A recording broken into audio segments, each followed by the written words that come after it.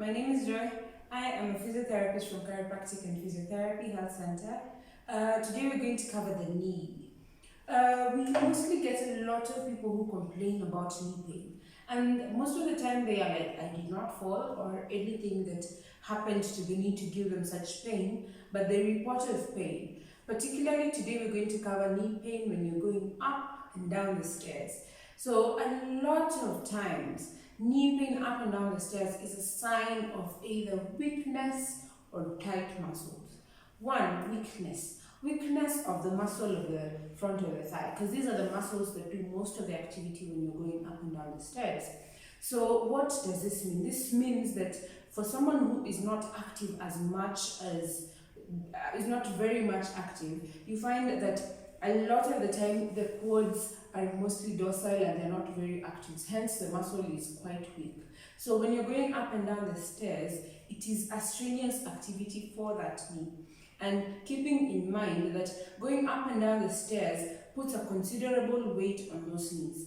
Almost 3 times your weight goes onto one knee when you're going up and down the stairs. So can you imagine what that means if the muscles in the front of your thigh are not strong? So therefore, the muscles in the front of the thigh and on the side of the thigh are the ones straining, and hence you would get pain at the knee. The next one, tight muscles. The most common tight muscle is normally the muscle on the side. This is because this muscle is very instrumental in standing and reinforcing the knee. And hence when other muscle groups are not very strong, you get it overactive, and therefore it gets very tight. And this is what we'd call the ITB. The ITB is one of the most common complaints for active or even inactive people. So this is very common for everybody. So what can we do about this? Most of the time, we have exercises for the weak muscles and stretches for the tight muscles. This goes in to help stabilize your knee and give you a very good knee that is able to support you when you're doing such activities. So when you're going up and down the stairs, you don't start saying, oh, my knee, oh, something. You see a lot of people, whenever they're going up and down the stairs, they're always trying to brace for their knee because they can feel the pain and they don't know what to do about it. So today we are going to cover some simple exercises. I'm going to get a chair for myself to show you a few.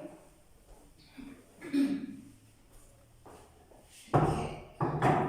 So this is a very simple exercise to do while you're seated almost anywhere, and it will depict to you how strong or how weak your knee is. So because of already having a weak knee, we don't want to subject you to a very high force kind of knee exercises. So we're going to start with simple things. So this is you have yourself sit on a very nice comfortable chair, and then you just basically hold up your legs straight in a straight fashion. Hence, to make sure the knee is off the ground, there's nothing supporting it.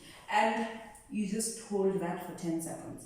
Most of the time, if your knee is not very strong, you start feeling something happening here. You're like, oh, it's a bit painful. You can just try it right now while you're watching this. It is very simple and you will notice it. Of course, for me, I'm a physiotherapist. I know better. My knee is very strong. So I don't have any pain. But for your case, you can tell me how that works. This is very simple and you can do it consistently during your day, in your office, or wherever you find yourself seated. So the next simple thing, for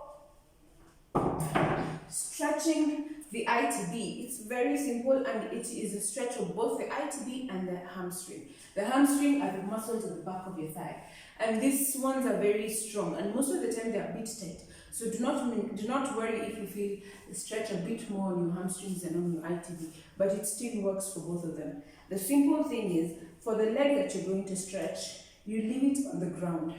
Then you bring this other nice leg on top of this one, across of it. And then you lean down and towards the other leg you left on this side. And once you're doing this, you will feel a stretch here if your ITB is a bit tight. And sometimes you will even feel it on your hamstring. And so that indicates to you that this one is not happy. And for me, I actually felt mine on my side because I have been doing a few things that would make it very tight. And for that, we are happy. And you can try a few of those stretches and see how that works out. Thank you for watching.